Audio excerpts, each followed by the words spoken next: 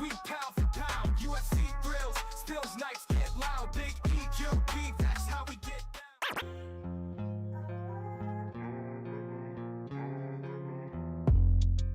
Yo, what's up, everybody? Welcome back to another episode of the GRP. Back at it again on a Thursday, and I was just coming off of watching the press conference for Rousey versus Carano, the last one they're having, still going. But I was trying to check that out. I kind of forgot it was coming on, and then it was on there, so I'm just checking it out.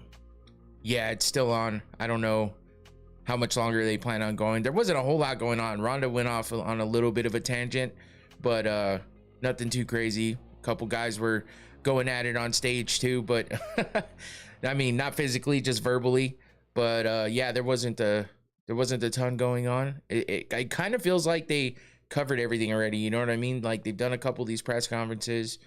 Now they're just everybody's on stage right now, all of them. So but yeah, it just feels like they've covered everything already. I mean, people in the crowd are asking kind of same questions have been asked already and stuff like that. So I don't know. It's a little weird. You know what I'm saying? But there's only so much you can do. I mean, that's why having too many press conferences is a little bit much. But I mean, I guess it keeps the attention on the fight, just so people don't let it slip away. Considering it's not a UFC fight, I know it seems like it's big. I've seen mixed reviews about whether or not people give a shit about it or not. So 3 devices in front of me trying to stay caught up. Damn. Antoine says he's going on a walk while he's listening, so I appreciate you, Antoine. Thank you for jumping in. And Infinity's nerding out with a bunch of devices in front of him. I know how it is, man. I do the same shit sometimes. So, but yeah, we're here, ready to go talk about this Rousey versus Carano MVP MMA fight card, whatever you want to call it. There's so many. Some people are calling it Netflix MMA. Some people are calling it MVP MMA. Some people are calling it Netflix MVP MMA. I don't even know anymore. But I've heard mixed responses on whether people care or not. And I mean, for me, it feels like it's kind of one of those things where I understand where people are coming from, saying that, you know, you're kind of watching 2 women that are basically we forgot about them in the fight game. You know what I mean? Like, everyone is asked the questions of, are they coming back? Will they ever fight again individually, or will they ever fight each other? Will they ever get back to the UFC? Will they ever get in the UFC? All that stuff. So, and I think it feels like anytime it came up, it was short-lived and then it was over, because they had both been out for so long. You know what I mean? Ronda's been out for, close to 10 years, and Gina's been out for longer. So it's just one of those things. But I mean, it definitely brings some attention, and they're definitely trying to compete with the UFC, with Ronda talking, all the shit that she's talking.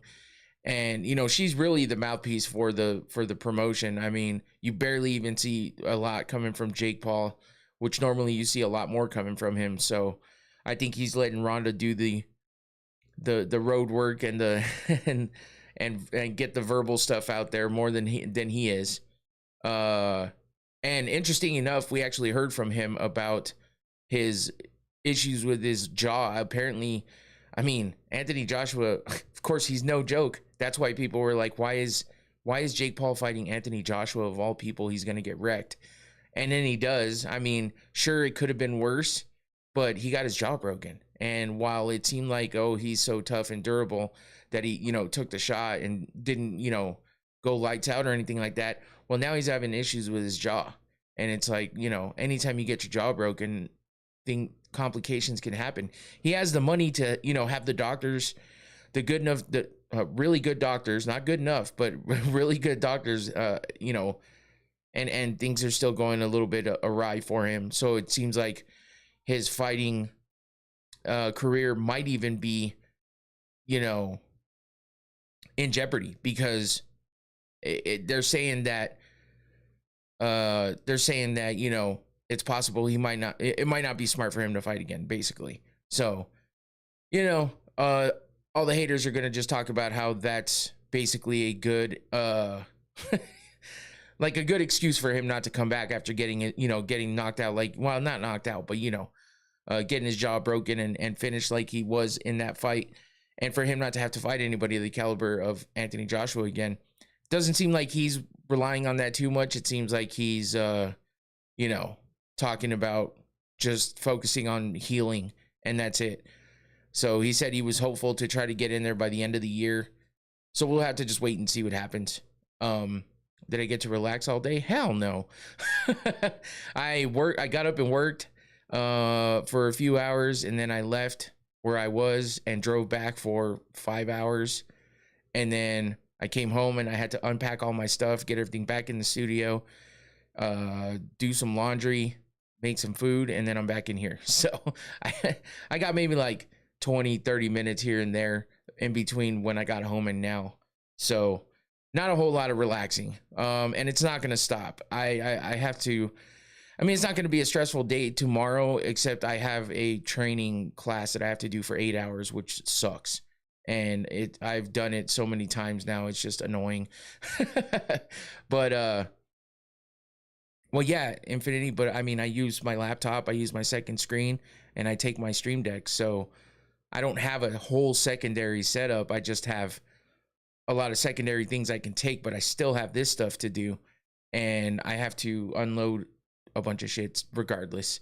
So Mike Perry gonna get choked out in the second round. I think if Nate wins, that's how he's gonna win. He's definitely gonna get a submission. But Mike Perry, I don't know, because he didn't do that well in boxing.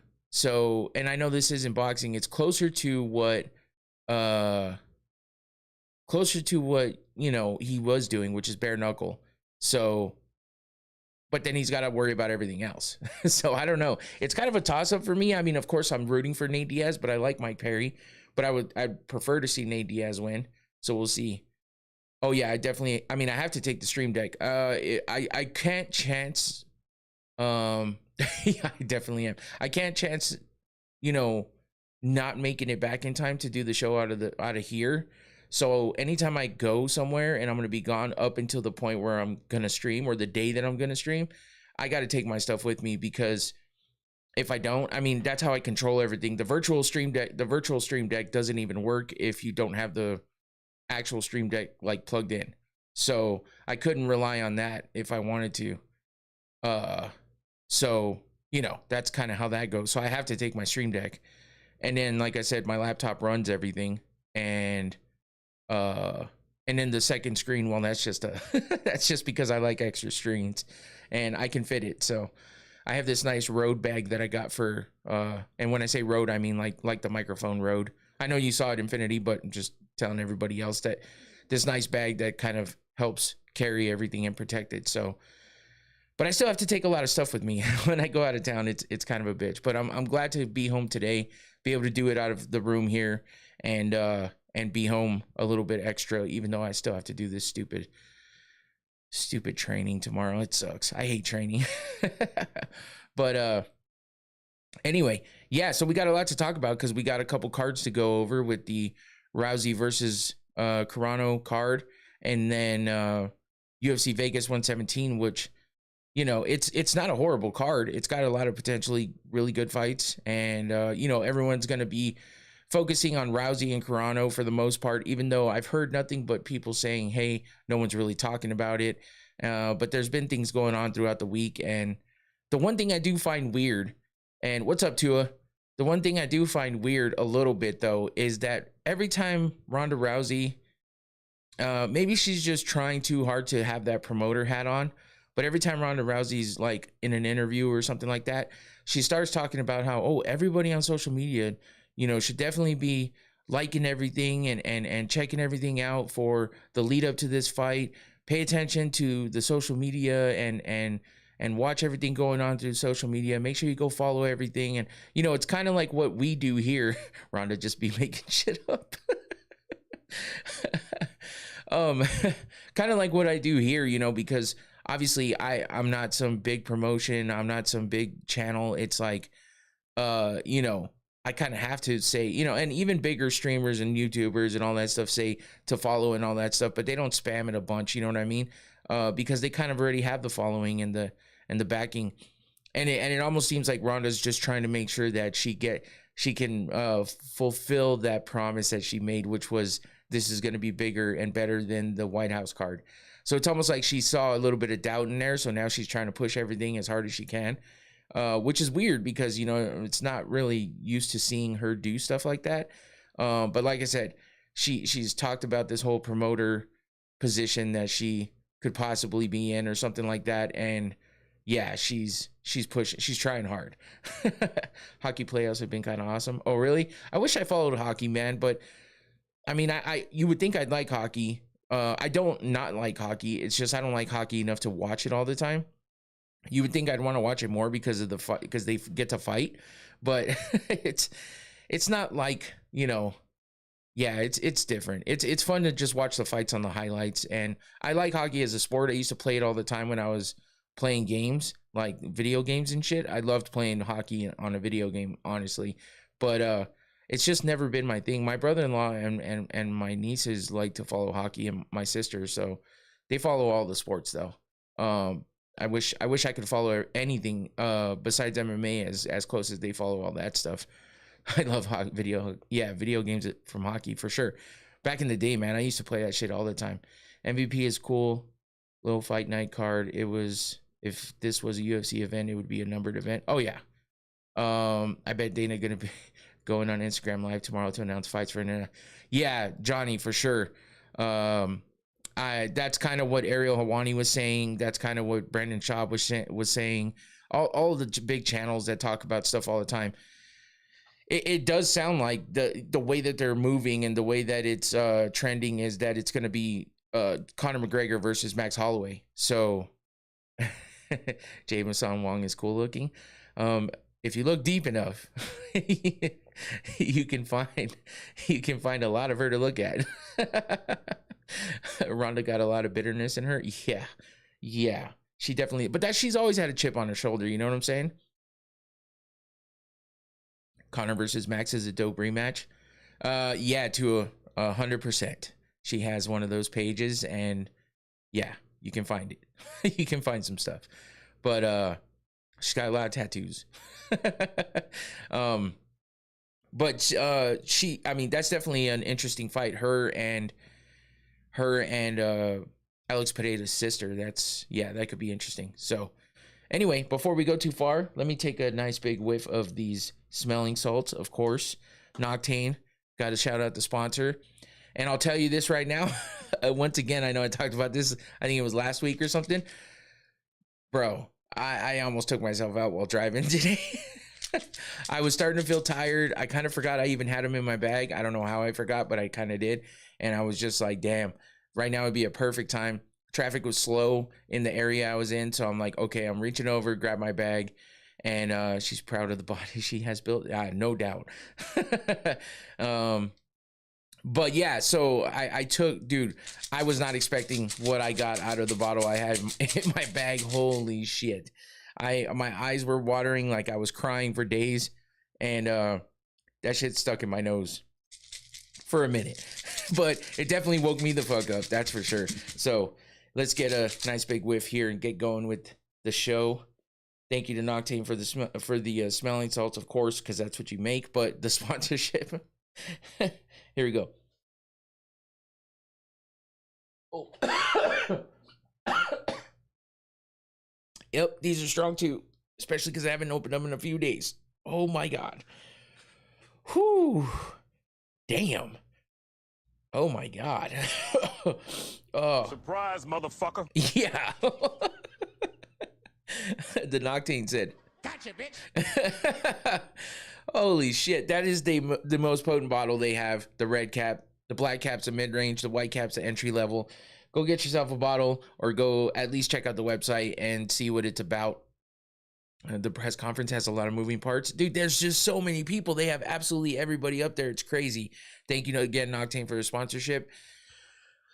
Oh, man. Now I'm awake. But yeah, the dude, there's just so many people up there. They're trying to talk to everybody.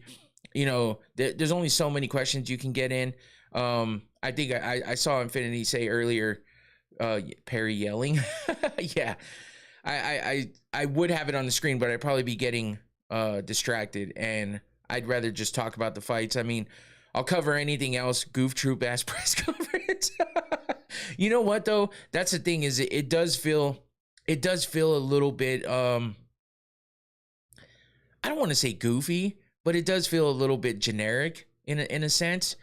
Ariel tries real hard to like keep things going and stuff, but like you get those awkward silences. You got Nate Diaz over here switching out chairs and shit, and who knows, man? There's just so much going on. People like Nate Diaz, unless you're talking to them enough, it's a balance with them. Yeah, Fazil, yeah, that dude is a little bit corny. He was the one going off earlier too. But he should be slapped. Saladin Parnas is the real prospect coming. Oh yeah, dude, that's gonna be an interesting fight. That's gonna be an interesting fight for sure. It's who the fuck is he fighting again? I was just trying to keep up because I was looking at the Adriano Moraes versus Kenneth Cross. Yeah, I'm interested in that one. But yeah, because Parnas is definitely a high level kickboxer.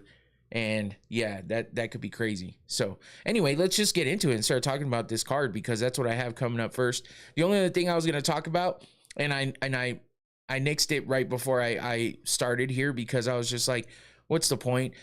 Ariel Helwani's, you know, went off about Sean Strickland apologizing to Hamzat and them being buddy and shit, which I kind of talked about on Sunday, you know, and he was just talking about it being cowardly and all this other stuff. And then, you know, Sean Strickland came back with some shit. Nina Drama posted her own response as well, talking about how, a real man will, you know, take accountability and all this other shit. But the problem is it's the same thing. I have the same outlook that I had before, which is what I've been saying before anybody else even talked about it or whatever. Not that I'm trying to, like, you know, give myself credit or anything, but it was my feeling in the first place on Sunday when I talked about it, is that this is what Sean Strickland does. He'll come out, he'll apologize, or he'll show respect, and then the next fight he does it all over again. So it's like, you know, I guess that's partly what Ariel Helwani was talking about, is the fact that, you know, talking about the fact that he, you know, he just kind of makes the trash talk and all the other shit just cheap, because he just turns around and apologizes for it or whatever. And then, but you know, he takes it all so far, so it just seems, you know, performative. Give me the white, what? Jake, oh, baby, and is Hawaiian. I know who I'm rooting for. Give me the white Hawaiian. Yeah, so anyway, I was gonna cover that, but it's just like, whatever, who gives a shit? Because I mean, Strickland just went on and of course, you know, talk shit about Ariel and blah blah blah. It's all the same shit, always, over and over and over again. So anyway, I didn't care so much, so I figured I'd just touch on it real quick. But yeah, let's get into this card. And with this one, I'm just gonna go from the top, and then we'll just go over a few of the prelims, so then we can cover the whole UFC card, because you know that's kind of what I do. It's just, you know, the UFC is always in the forefront. This is just obviously interesting because of the matchup. I said in my title, a legendary matchup, because it is. You know, both these women are legends in their own right. You know, Gina Carano, she kind of you know, she kind of opened the door, and then Ronda Rousey like paved the way, you know. So, and Gina, even though she's only got like 8 professional fights under her belt, it's one of those things where, you know, she just made enough of an impact on the sport. And a lot of that, look, listen, I'm not gonna sit here and just I'm not gonna sit here and lie. A lot of it has to do with her looks. And that's just what women's MMA has always been about. If you can fight and you look good, you're, you know, so far and beyond what every other woman is. Because if you can really fight and you have, you know, good skills in there, and you look good, you know, and it's the same for dudes in a way, but it's not so pronounced, you know, just because a guy is good looking and then to whoever out there, and then can also be a great fighter. Most people just will focus on the fight first off. With the women, you'll always focus on the looks first. That's just how it goes. I mean, I don't know what to tell you. If you disagree with that, it is what it is. But I'm pretty sure we can all understand that. But that's the thing, you know, it's like Gina may not have been the best fighter in the world, but she definitely made a splash in MMA big enough, and for her to kind of for her to just kind of be a sticking point, you know what I mean? Somebody that people still talk about, that people still talked about past the time that she was done with MMA, even though she went out like she did, losing to Chris Cyborg in a pretty bad way too, honestly. Like a woman with mad scars from non-fighting related shit. What? But yeah. So it's just one of those things. But Gina obviously goes on and does movies, does TV shows. She's involved in really big projects and all that shit. And then she has the controversies and all that where she gets canceled or whatever. So it's one of those things, you know. Actually, delete what I just said. Oh my god. Dude. So, you know, that's the thing with Gina is she made enough of an impact on the sport. So it's kind of one of those things where she was a well-known name in the sport, even though there was way better fighters than her. So, and I think that's fair to say, you know what I mean? She was 7-1 as a pro. She was great in Muay Thai before she got into MMA. And, you know, she was like the original mainstream star of women's MMA because people were watching her on Strikeforce, Elite XC, stuff like that, that was being broadcasted out on mainstream channels. So right when MMA is getting big, she's out there getting big wins. You know, unfortunately for her, she also got stopped in a bad way against Cyborg on TV the way that she did. So when people were just barely getting to know what it was about and know her, you know, that was the end of her career. So that's unfortunate for her, but you know, that was in 2009. It's been so goddamn long. But it's been a while for Ronda too. And Ronda went out the same way as well. She left her MMA career getting annihilated by Amanda Nunes, but before that, getting head kick KO'd in a nasty way, one of the craziest head kick KOs we've seen still, against Holly Holm. The press conference could have just been an email.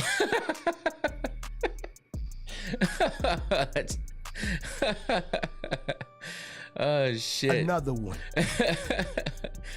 Cyborg was nowhere near natty back then. No, definitely not. But you know, either way, it's just that was obviously a breaking point for Carano, and she just couldn't get past that. So, and never showed up again in MMA until now. Even though Holly Holm kicked Ronda's head off her shoulders, she sure the fuck did. And that's the thing is the amount of time Ronda's been out, does that make a difference? Because she was talking about the head trauma situation, and the, you know, the head issues that she had health wise, and so that's why people were surprised that she was coming back to fight again, because she talked about all these things after a while of being away, and when she finally opened up and talked about things, you know, after the way that she handled the end of her career in MMA. Now that Cyborg is clean and still dominant, does she at the top of the women's pound for pound? No, I look at what Nunes did to her. I think that alone, the way that Nunes just picked her apart and fucking annihilated her too, there's no way Cyborg is, you know, I mean, I know that Cyborg fought a lot of people, but she's also lost enough. And same with Amanda, but Amanda was part of the biggest organization in the world, and she held up the title for so long. I wouldn't say that Cyborg's at the top. Nate is high as a giraffe's ass. He always is. Smoke weed every day. I'm not surprised, motherfuckers. But yeah, so I mean, this is it's an interesting matchup here. Obviously, it's the main event, the main attraction of the card. Ronda Rousey, Gina Carano coming back after years and years and years of being gone. So, you know, it's two of the biggest pioneers in women's MMA finally matching up after so many people talked about what would happen if Rousey fought Carano. And as we've heard already, that Gina was talking about the fact, and Ronda talked about the fact that, you know, Dana White tried to make this fight happen in the UFC. Yeah, I've heard the Intuit Dome is dope. I've been through LA. I've never really been to LA and like been able to kind of roam and check it out. I've never really, you know, been there. I've just been at the airport basically. I was in LAX once, but I've been to other parts of California near LA and stuff, but I've never really been to that, you know, the prominent part. So, but yeah, I mean, so with both of these women, it's just one of those things. It's an exciting matchup, and obviously there was a lot of hype around it at first, but then it did kind of die off a little bit, and I feel like that's why now, you know, it was like, oh, it's finally happening, and then people kind of lost interest a little bit because the UFC actually had some really great cards. And so with those really good cards, that you know, it put this in the background a little bit, but now it's here and it's happening this weekend. So with this matchup being the main event, everyone's wondering, like, is Rousey just gonna run through Carano because Carano hasn't fought in so long, right? And because everyone seems to think that Ronda, with the way that her career went, was a far better MMA fighter than Gina was. But if you look at it, the way that Ronda went out, I feel like has a bigger impact on her career as a whole, to where when she gets in that cage, is that gonna haunt her? You know what I mean? Usually you come back into the cage and they talk about ring rust, they talk about this, that, and the other thing, and usually it takes a fight or two for a lot of these fighters to, you know, get back in there like normal. So for this to be like a one-off for Rousey, at least, it's like, how is she gonna look in there? And maybe Gina's the proper opponent to kind of put her in there against, because Gina hasn't fought in so long. She had all those issues where she was just big. She was a big girl. She gained a lot of weight. She had a lot of mental issues, addiction, stuff like that. You know, she said she was a pretty bad alcoholic, basically. And, you know, so with all that being said, and Rousey having had kids now, what's this fight gonna look like? I will say they both look like they're in pretty good shape, especially Gina coming from where she was. Kind of surprised they didn't have a tune-up fight. Yeah, that's what I mean. It's like a lot of times it seems like, you know, they would get, I mean, we even saw Conor, like Conor was in doing a boxing match, even though it doesn't make sense for him to do a tune-up in a boxing match, but he, you know, it was a kind of a quiet event where he, you know, ran a boxing match in his gym, basically. And so, you know, obviously there's nothing official about that, but he's still in there competing in a some sort of a way, you know. And who knows what they've done? Maybe they've both had some sort of tune-up fights that we haven't really heard about, but normally stuff like that gets out, you know what I mean? So unless it was some underground private event or they really did some hard training, but I don't see them getting or taking that chance because of how big this event is for either one of them to really get hurt. So it's just a toss-up, man. It's a toss-up. How's Gina gonna look after being gone for so long? How's Ronda gonna look after being gone so long? Gina just hasn't been in an athletic competition in so much longer than Ronda has. But when it comes down to it, I mean, she had some really good skills. She looks like, hey, what's up? All is good. Appreciate you for jumping in. What's happening with you, man? This fight's happening at featherweight at 145. It's going to be 5-minute rounds, and you know, it's MMA on Netflix for the first time ever. It's their first live MMA broadcast, and it's MVP's first MMA event as well. The Mandalorian, man. So yeah, I mean, Gina's, it's one of those classic matchups, right? Because Rousey is not really known for her striking. Sure, her last win was against Betch Kohea, where she got the TKO win, and that says something for her striking. But then we kind of saw that fall apart when she fought high-level strikers. Betch Kohea was kind of considered a decent striker for the time, but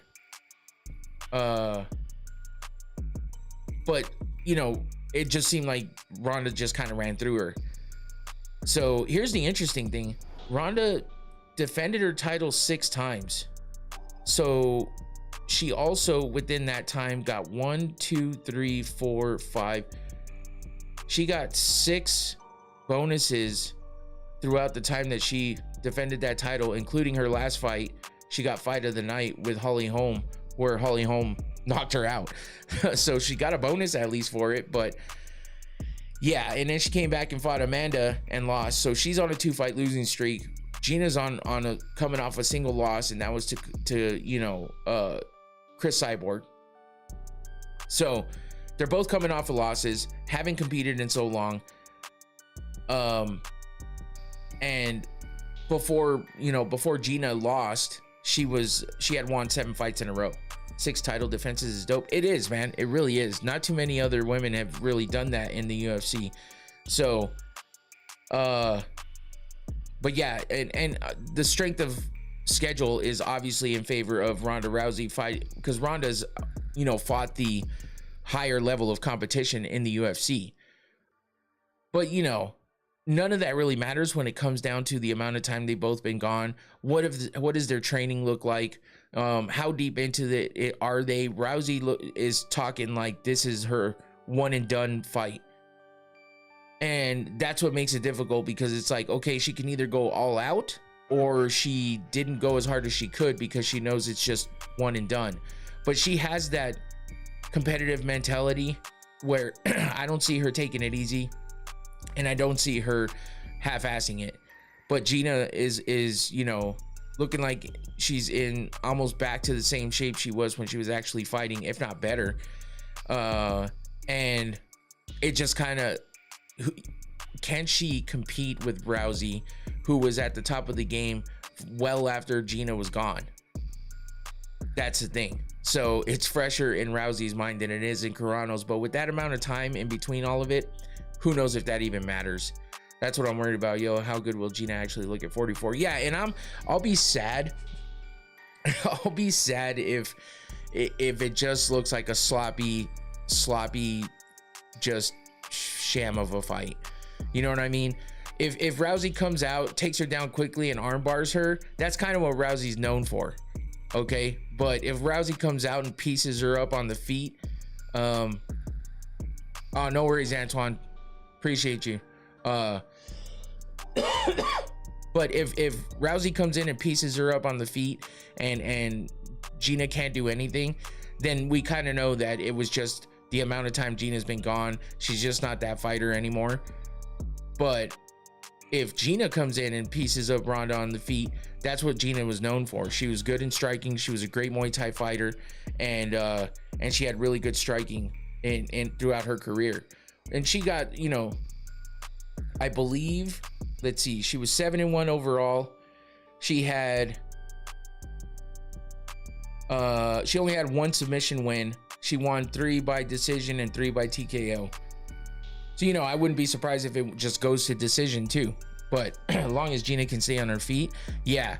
And that's the thing is, Ronda's really good at judo too, and she's good with those throws, as well as, throwing somebody to the ground and gets them to the ground, and then working in the position to be able to put in that armbar that's so dangerous. But either way, I mean, I remember watching Gina back in the day. I remember watching Ronda back in the day. I remember the comparisons. I remember, the ranks, what people ranked: Rousey above Carano above Rousey, whatever. In the end, they both have been out for so long. That's the story of this. Who's going to be good? Is this fight going to be good at all? And is it going to be competitive? And I guess that's what we'll have to wait and see. For now, though, the nostalgia is there. The hype is there for, the matchup that is far too late happening. But you know, it's worse than Pacquiao and Mayweather, but it is what it is. At least it's happening. It's something to be excited about, and well, you know, it's good for the sport if MVP MMA does well. Are you gonna watch it with your fam? I don't know what I'm doing just yet, honestly. I mean, I thought about, I have a lot going on this weekend. I thought about trying to do a watch party for it, but I'm not sure. I'm not sure what I'm doing at all right now. So it's up in the air. So just make sure that you guys, you know, obviously, like I always say, like this video while you're here, and at least do that. And if you're not subscribed, please do that if you don't mind, and hit that notification bell just so you know if I go live, because I've been putting out some shorts for this, you know, for this fight card too.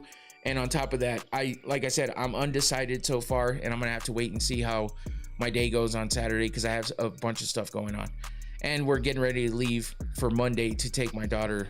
So Sunday will be the last show in the studio, and then next week it's gonna be tough. I know I'm probably, if at all, I will only be going on live like once, which will probably be Thursday.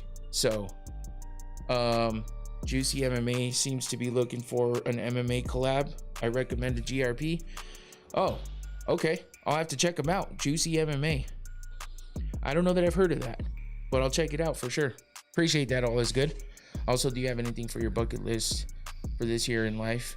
Man, I can't even think about what I'm doing alone for a long time until all this moving my daughter's stuff I'm so focused on that, mainly because, you know, just trying to deal with my feelings about it and her leaving and stuff. So but yeah, anyway, back to this. So yeah, we get another great matchup along with this one, which is Nate Diaz versus Mike Perry. We got the King of Stockton, the 209 King, versus the King of Violence in BKFC. But how have I been preparing for that? I haven't really prepared for anything. I've had so much going on. I've had so much going on with just going out of town for work and all that stuff. Yeah, it's just yeah, it's been crazy. So it's not gonna hit me until the on the way back, I bet. I'm gonna have a lot of thinking time while I'm driving up there too. So, you know, yeah, it does bother me for sure, because I just don't like seeing her be gone. But it is what it is. I'll deal with it. It's fine. You know, I'm happy for her, as well as being sad that she's not going to be here, but it's okay. We got to let them go, and we got to let them live. That's the way it goes when it comes to having kids. And yeah, sometimes they don't choose something that is what you might be best for you because it's best for them, and that's okay. It doesn't have to be best for me. I want them to do well in life, and if this is her best move right now, then that's okay. And I don't see any negatives on my part, except for not having her around here. So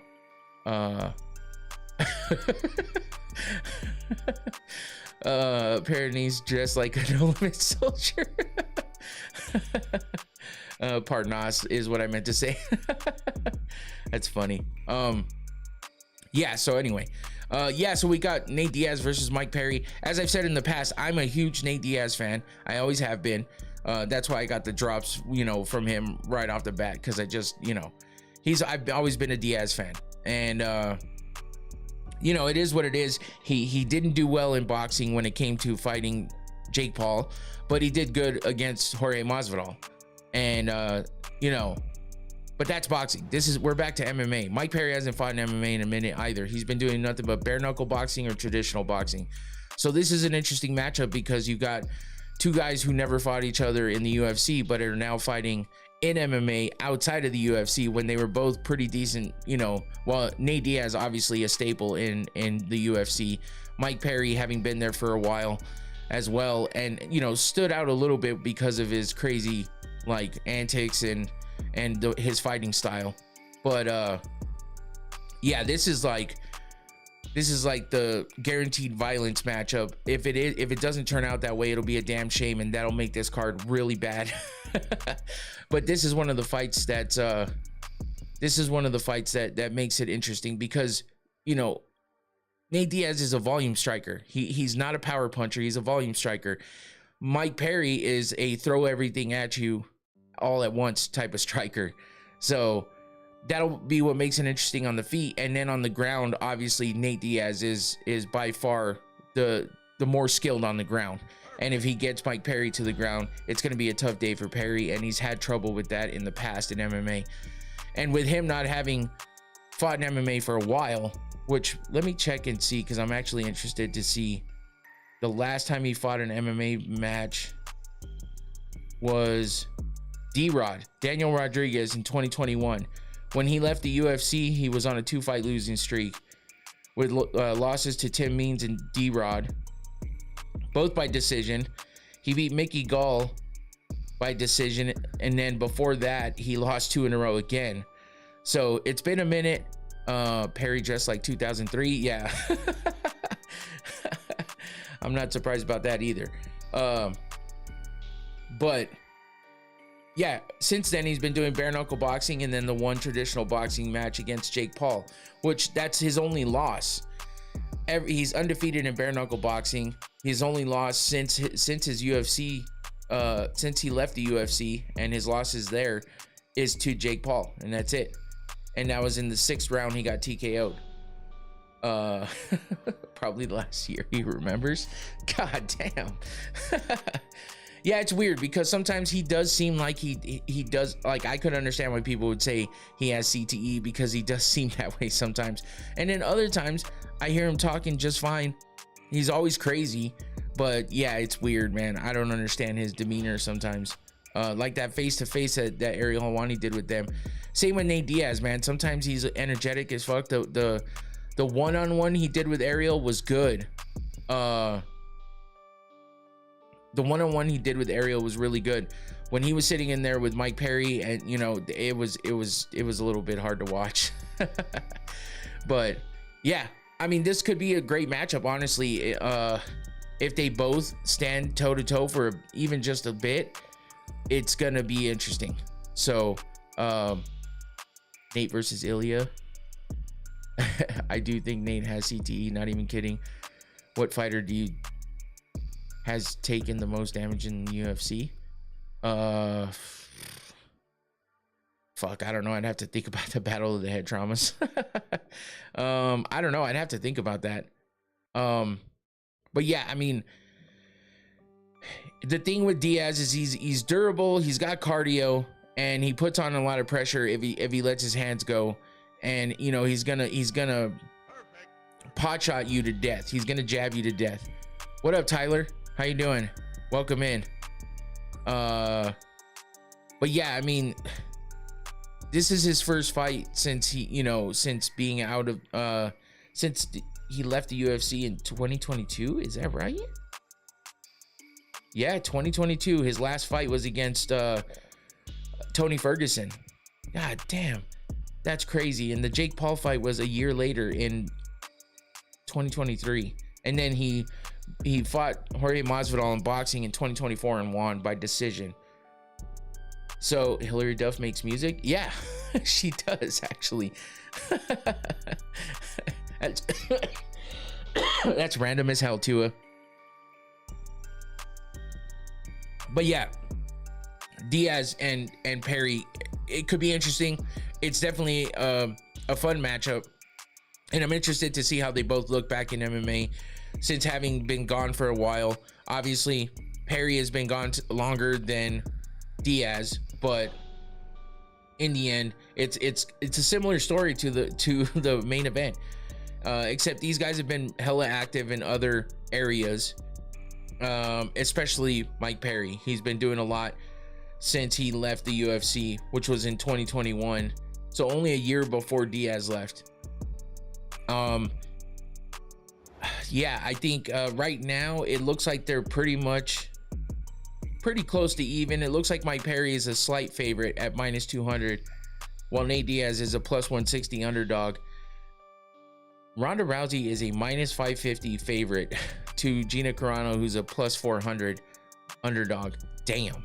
So yeah, but even bigger favorite and underdog is the next fight, which is Francis Ngannou versus Philippe Lins. whichever way. But Lynn's former UFC fighter as well. And of course, Ngannou, we know, was in the UFC, had issues, left, went to PFL, boxed himself, you know, and yeah, he hasn't done much as of late. His last fight was against Renan Fajeda back in 2024, where he got that win in the PFL, the one and only fight he fought. Before that, he had the 2 boxing matches against Anthony Joshua where he got knocked the fuck out, and then the fight against Tyson Fury where he lost by split decision and he knocked down Tyson Fury at one point in time. So that was pretty impressive. But he left the UFC in 2022. So at least he's had an MMA fight since he left the UFC, but it's only been one. And then of course we know about all of the issues that he had outside of the cage, outside of fighting. So how ready is he? Does he have a fire under his ass to get out here and do something big against Philippe Lins, who's, you know, a decent opponent, honestly. Hydrogen bomb versus coughing baby. What the fuck? Philippe Lins, his last fight, he was in the UFC last in 2024 as well.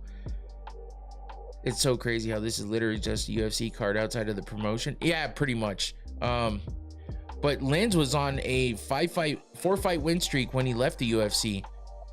He had 3 decision wins and a TKO over Ovince St. Preux in the first round. All the rest of his wins, including the last fight he had against Ian Cutelaba, was a decision win. So before that 4-fight win streak, he was on a 2-fight losing streak, losing to Tanner Boner. Shit. Hey, no Diddy, man. No Diddy.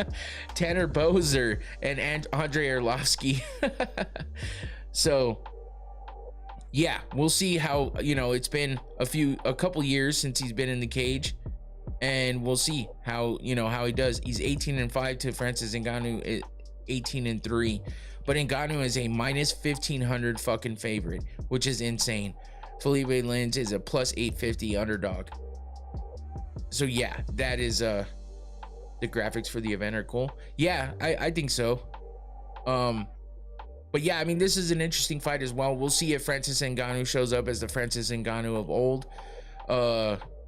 And then we'll see if Philippe Lins just keeps up with what he was doing in the cage before he left a couple years ago and comes in with a big win against a really big name, and that could catapult him to do bigger things. So we'll see if MVP MMA continues on, depending on how this fight card does. You know, we could see more of it, and that could open up things for the winner of any of these fights. But we'll see. 18-5 with 9 knockouts for Philippe Lins, while Ngannou is 18-3 with 13 knockouts. So heavy hitters here could definitely be a fun fight. Do you think Francis would still be heavyweight champion if he never left? I don't know about that, but I do think that he would have stayed the champ for a minute. To this day, right now, I don't know that he would still be the champ, but for sure he would have stayed the champ a little while longer after he left. I just think right now, with everything mixed in, John Jones, Tom Aspinall, obviously he beat Cyril Gane, so he's not that much of a threat. But with Aspinall and Jones being in the heavyweight division, I think it would have been tough to say that he would have beat both of them, you know, just straight away. So I'm not sure that he would still be the champ right now. But, you know, that's how that goes. So for the rest of the card, we got Parnas, Saladin Parnas, who was big in KSW, and he was 14-2 there with, let's see, he's coming into this with a 5-fight win streak. All of those wins are by TKO, none of them going past the second round. And he was a champion over there as well. Defended that belt 4 times. Damn. Oh, actually one of those fights was a boxing match. So It's 100% fight. What the fuck is that? Anyway, KSW, you know, and he's just more of a kickboxing style fighter, but you know, he's got 7 wins by submission as well. So well-rounded, I should say. 8-1 by decision, 7-0 by sub, 7-1 by TKO. He's got a little bit of everything, which is why a lot of people are hyped about him being in here. And he's fighting Kenneth Cross. I don't know much about Cross, but he was in Bellator where he was 0-1. He fought on the Contender Series way back in 2020, where he won that fight by unanimous decision, but obviously didn't get the contract. So other than that, he's been in like XFC and Tough Enough. He's on a 4-fight win streak, a submission, a decision, a TKO, and another decision. And he won a title fight in his last fight in Tough Enough. That was back in 2025. He hasn't lost since 2023. But against Saladin Parnas, it's going to be a tough fight for him. So that's an interesting fight there. And then we have Junior Dos Santos coming back into MMA, fighting Robelis Despain, however you want to say it. Junior Dos Santos has not fought. Let's see, he fought Bare Knuckle MMA back in 24 in Gamebred, Bare Knuckle. He fought for Ellen Belcher and he won that fight. He fought Fabricio Verdum in Bare Knuckle MMA as well. And then before that, he was on a pretty big losing streak. Let's see, 1, 2, 3, 4, 5 fight losing streak, spanning from when he lost to Francis Ngannou back in 2019, lost to Curtis Blades, lost to Rosenstruck, and lost to Cyril Gahn.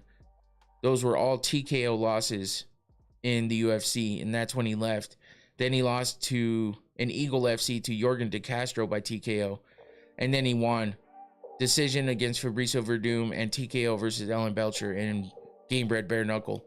So yeah, interesting kind of record there. He's on a win streak. You know, it hasn't been that long since he fought, and he's fighting Robelis Despain, who came into the UFC with a lot of hype around him, and people were really big on whether he was gonna, you know, do great in the UFC, thinking that he was the next best thing, and he just fell flat. He went 1-2 in the UFC, didn't look good in his one win, and then outside of that, he well, I guess his one win wasn't too bad. It was an 18-second first round TKO. For some reason, I was thinking a few title defenses, then was off and on. Do you consider JDS one of the greatest heavyweights ever? Man, I don't know. It's like, I mean, where's the end point? I just, you know, like, not everybody can be one of the greatest ever. You know what I'm saying? So it bothers me to say no to somebody like Dos Santos. He even beat, you know, he beat Cain Velasquez at one point in time. It's just, it's tough, man. It's just tough. Like, that's all anybody ever talks about is this person a Hall of Famer? Is this you know what I mean? And for me, it's like, believe me, I'm not saying anything about, they're interesting questions because everybody always wants to know. It's what you talk about when it comes to this type of shit. But also, it's like, fuck, man. I mean, when do we stop wondering? Like, what? I don't know. You know what I mean? It's like, I don't know, because everyone always has it's just always differing opinions, and it's tough. It's tough. You really got to look into it to have an educated kind of opinion on it. So for me, I'm always just like, you know, I'd like to actually like look at it a little bit before I were to say, and it just gets, you know, it's just, I don't know. It's one of those things. It's just hard to say, but I mean, it's not like he didn't have a great, you know, career, because let's see, let's go back and look. Junior Dos Santos, he was great when he was in there, but then, you know, the way he left the UFC kind of sucked. He lost to Stipe. He beat Derek Lewis, Taito Ivasa, Ben Rothwell. He beat Stipe and lost to Stipe. He beat Kane. He beat Ben Rothwell. Oh, I'm sorry. He lost to Kane twice and beat Kane once. He beat Mark Hunt, Frank Mir. That's a lot of big names. Shane Carwin, Roy Nelson, Gabriel Gonzaga. Jesus. Stefan Struve for Fabricio Verdum. Okay, hold on. Junior was dope during the illest time in the heavyweight division. There you go, Tua. You just said exactly what I just found out by looking back. And it's not that I didn't know, because Junior Dos Santos was one of the guys I liked a lot back in the day. The way that he ended his career is what sucked in the UFC. But yeah, I would. Okay, so here's your answer, Antoine, and this is why I'd like to look into it a little more. So I guess that's why I get a little frustrated sometimes with the question, because off the top of my head, I don't want to say no when I know that he did a lot of great things, but it was like, how does that match up? Well, looking at his opponent, and it only took me a second, so I should have just done that. But so I apologize, because and Tua was bringing it up as I was reading. Yeah, he beat a lot of great guys in their prime and during the best time in the heavyweight division. So I would say yes. I would consider him one of the greatest. Yeah. And I do think that he could be a Hall of Famer at one point in time. I just don't know when. You know what I mean? He was the champion. He was the champ at one point in time too. He defended it one time against Frank Mir, of all people, and then he met up with Kane again and lost it. But yeah, so that's more than some guys have done, recently. So I would definitely call him one of the greatest heavyweights for sure. So 100%. And that's why I like to look into it a little bit. So that was really all where I was going with that. But yeah, I mean, it's a let's see if old school JDS can come out. I think he's got better skills than Rubeles to Spain, but is the age going to be the difference? You know what I mean? Is he going to be fast enough? Is he going to be strong enough? Are all those losses on his on his record from the past gonna, come back and haunt him? He's 42 years old. Rubeles to Spain has been fighting in karate combat, which is far different than MMA. So that's the thing. I think JDS is way more well-rounded in MMA than Rubeles to Spain ever has been, or it probably ever will be. So I think, with him losing to Waldo Cortez Acosta, not bad, but losing to Austin Lane, that's horrible. So I think JDS could beat Austin Lane right now. So MMA mathing it out and just thinking about what Dos Santos has done in the past and what Rubeles to Spain has done in MMA, I would say Junior Dos Santos can definitely get the win here. Remember when people thought Rubeles to Spain was going to be the GOAT? Yeah, that's what I was referring to earlier. Like, there was so much hype around him, it was crazy. So yeah, Namo Fazil versus Jake Babyan is that fight that we were talking about earlier. Lots of shit talking going on in that one. But it could be make for an interesting fight. It seems like there's some bad blood there. Fazil looks like the type of guy who talks a lot of shit, but can he back it up? I guess we'll have to wait and see. He's 9-1 overall. He is the favorite, -350 to Babyan's +275, but Babyan is 6-1. Fazil is on a good win streak. 1, 2, 3, 4, 5, 6, 7 fights in a row. Looks like he did a karate combat and a bunch of other. He was in one championship at one point in time. UAE Warriors. He's been all over the place. So he's got some good experience in there. Babyan is also on a 1, 2, 3, 4, 5, 6 fight win streak, fighting in Lights Out MMA and whatever that is, UNF. I'm not sure what that is. But he's got a good mix of TKOs and submissions for his wins. He hasn't lost since 2023. That was his only loss on his record. So that has potential, especially with the shit talking, But other than that, we've got Adriano Moraes, who has a win over Demetrius Johnson, who was the champion in one championship for a while. And then Demetrius came back and beat him. But yeah, he's a great fighter, and he's definitely got the skills. So this could be an interesting matchup here. He's coming off a loss from one championship. He got TKO'd. In his last 4 fights, he's 3-1. 1-3. So that's tough, with a couple losses to Demetrius Johnson in there. But that's a whole different type of opponent. So yeah, this is his first fight since he's been with one championship, which he was with one for a long time, starting in 2013. and then ended his career in one championship in 2025. So we'll see how he does against Pumi Nakuda, who is stepping in because who was supposed to be the original opponent for Moraes? It was Mohammed Mukayev, but Mohammed Mukayev had some visa issues, and apparently he got that cleared up, but it was too late. They already had the Pumi Nakuda stepping in, so it would have been an awesome fight between Moraes and Mukayev, I think. But otherwise, Nakuda is well known in the space. If you know about, you know, guys that are not in the UFC, I've heard about him. I've heard about him through, you know, Matt Serra. He trains with all those guys from Serra Longo, and he seems like a damn good fighter. I mean, he's won a championship in his last fight in MMA. I'm not sure what promotion that is, but he's on a damn good win streak as well. 3, 6, 7 fights in a row. He's got a grappling championship in there as well, and a lot of grappling actually in there. He fought in LFA and won there. He hasn't lost since 2024. That was a grappling event too.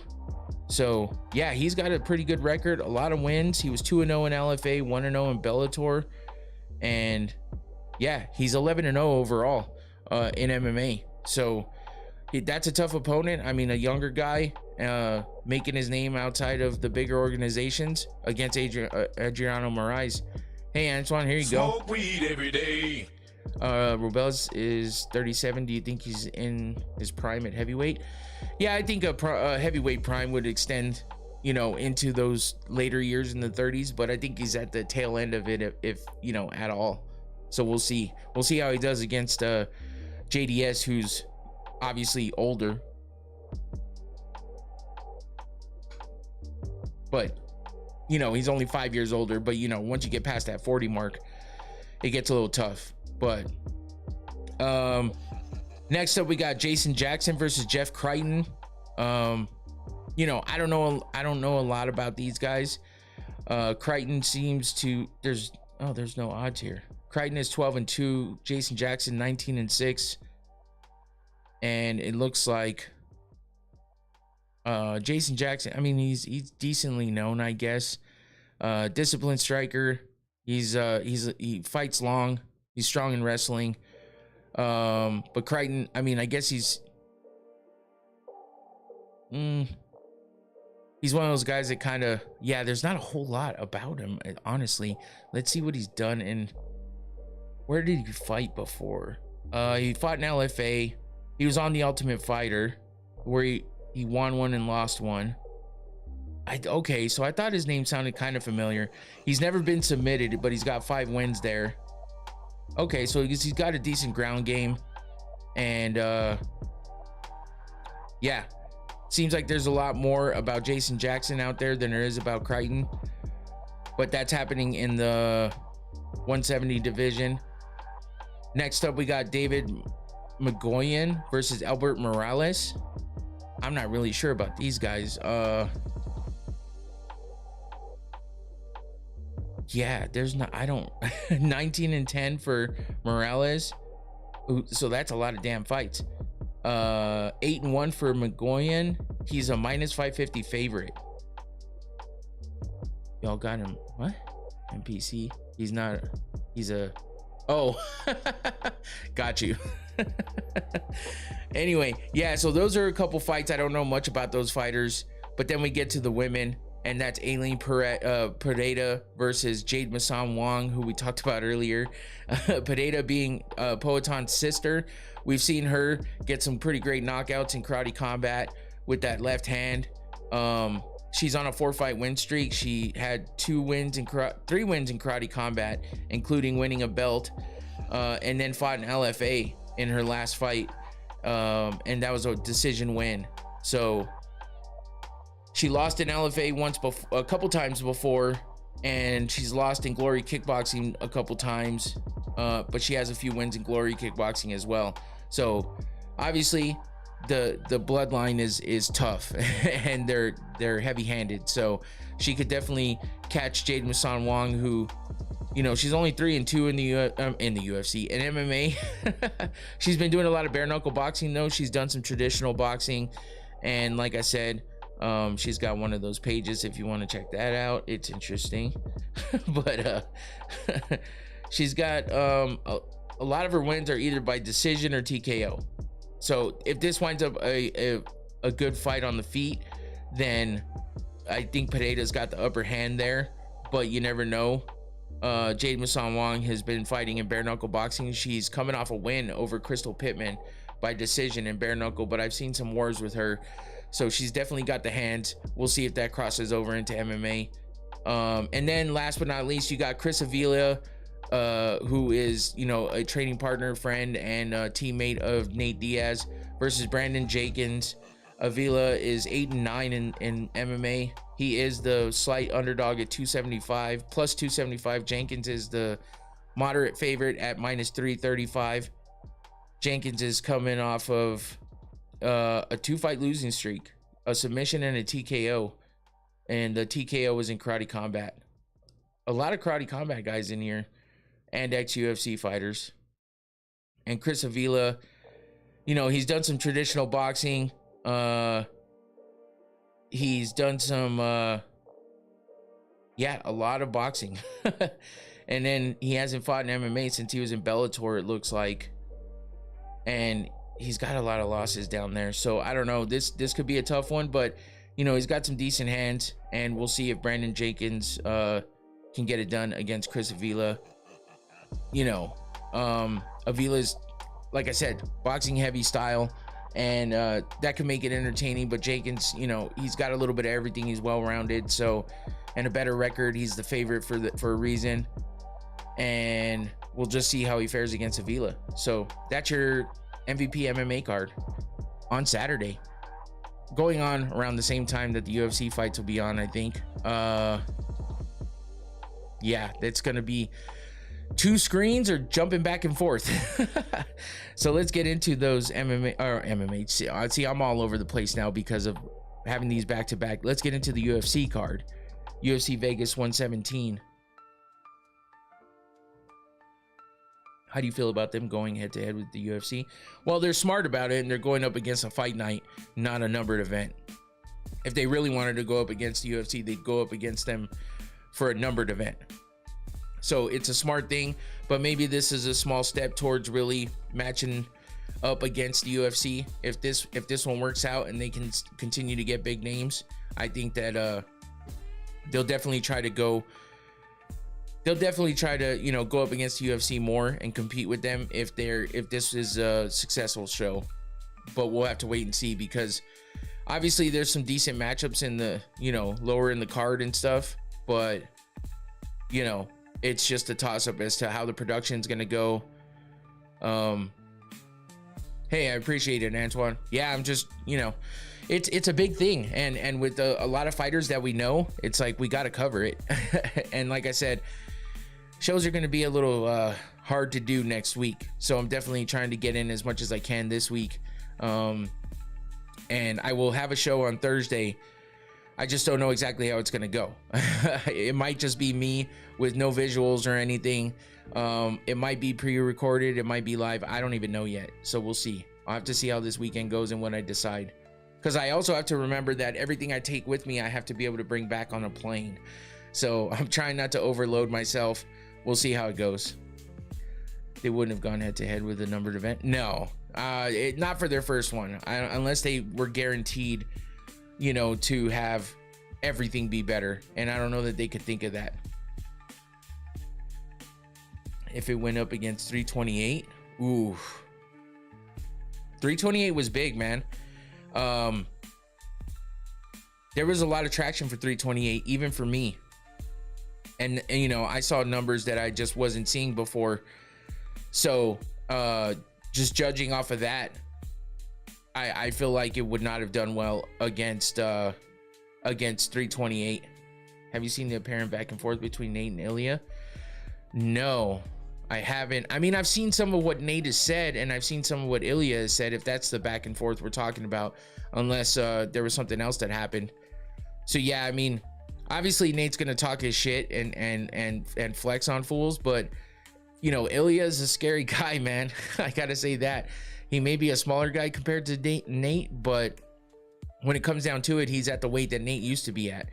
And if it was Nate in his prime against Ilya right now, you know, it would be a tougher thing. But Nate right now with Ilya right now, I don't know, man. That's not a good matchup for Nate, I don't think. But yeah, of course he's gonna talk shit. He's never gonna let anybody punk him. So that's just how that goes. And Ilya will just talk the shit because he knows he can back it up. So yeah, it's interesting. It's fun, obviously, but will we ever see them fight? Probably never. I don't even know that the UFC would make that fight, even if they could. So, but yeah, we got Brendan Allen versus Melquizael Costa. Melky Costa's on a pretty good win streak, while Allen is coming off a win as well. I think coming off a loss. He's had a few losses in his last few fights, so Costa is definitely on a better, you know, on a better kind of streak coming into this fight. But Arnold Allen. Did I say Brendan Allen earlier? I might have. I've been doing that this whole time, just thinking it's Brendan Allen. It's fucking Arnold Allen. Arnold Allen, though, you can never count him out. Every time I seem to think that he's, you know, doesn't have a chance to win, or you know, that I'm skeptical about whether he gets a win or not, he does well. So, but Costa's just been on a hot streak lately, and that's what makes it a tough one to bet against Costa at the moment. So we'll get to that here in a minute, but we'll start off with the first fight on the main card, and that's Nikolai Veretennikov versus Chaos Williams. This one has potential to be, you know, explosive. They both have, I mean, look at Veretennikov has 10 wins by KO TKO, while Williams is 7-0 by KO TKO. Veretennikov's been beat twice there, but Williams is undefeated on the feet, so that makes it interesting. Veretennikov 2-3 in the UFC, while Williams is 6-4. They both have lost on the ground, similar wins, 1-2, and then 3-4 for decisions for Veretennikov, 6-4 for Chaos Williams. Like I said, Williams is on a 2-fight losing streak, while Veretennikov's coming off a win. Let's check out who that win is over. Let me move to that.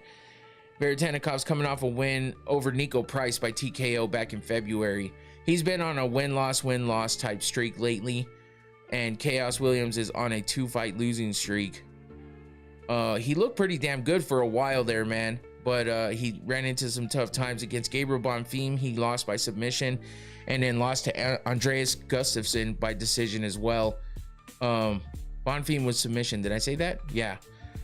He was looking good though against Carlston Harris, Rolando Bedoya, Miguel Beza, Matthew Schemmelsberger. He lost to Randy Brown and Michel Pineda, all by decision. So a lot of his losses have been by decision, except for that one loss to Bonfim by submission. So his last win was against Carlston Harris, and he got a performance of the night bonus there with the first round TKO. So he's got hands. He could definitely, you know, he can definitely be good on the feet. You know, Veretennikov has good pressure, while Chaos has just raw explosiveness, man. So that's what makes it, you know, an interesting fight.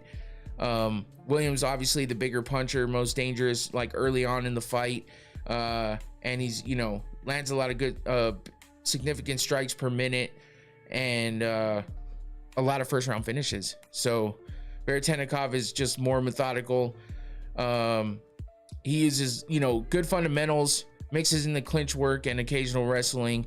He's a little bit older at 36, but you know, he can handle a chaotic fight, but that, you know, that kind of a fight really favors Chaos Williams. I mean, he lives up to his name. So if it gets done early, I think Chaos Williams gets the win. If Veretennikov can, you know, take it into the later rounds and keep the fight at a slower pace, he'll be able to break down Chaos Williams and, you know, get the win. Stop the glaze. The glaze on what?